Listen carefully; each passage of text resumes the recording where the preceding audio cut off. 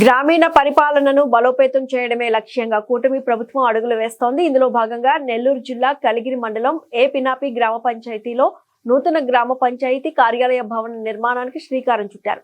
దాదాపు 32 లక్షల రూపాయల భారీ వ్యయంతో నిర్మించనున్న ఈ నూతన భవనానికి ఉదయగిరి శాసనసభ్యులు కాకర్ల సురేష్ ముఖ్య అతిథిగా విచ్చేసి శంకుస్థాపన చేశారు. వేద పండితుల మంత్రోచ్చారణల నడుమ శాస్త్రోక్తంగా పూజా కార్యక్రమాలు నిర్వహించిన ఎమ్మెల్యే అనంతరం అధికారికంగా శిలాఫలకాన్ని ఆవిష్కరించి నిర్మాణ పనులను ప్రారంభించారు. ఈ సందర్భంగా ఎమ్మెల్యే కాకర్ల సురేష్ మాట్లాడుతూ గ్రామీణ ప్రాంతాల అభివృద్ధికి ప్రజలకు మెరుగైన పరిపాలనా సేవలు అందించడానికే ఈ నూతన భవనాన్ని నిర్మిస్తున్నట్లు ప్రకటించారు. భవిష్యత్తులో ఈ కార్యాలయం అందుబాటులోకి వస్తే గ్రామ ప్రజలు తమకు అవసరమైన పుట్టిన మరణ ధృవీకరణ పత్రాలు, పన్నుల చెల్లింపులు, సంక్షేమ పథకాల దరఖాస్తులతో పాటు అన్ని రకాల పంచాయతీ సేవలను ఒకే చోట ఎంతో సులభంగా పొందే అవకాశం ఉంటుందని ధీమా వ్యక్తం చేశారు.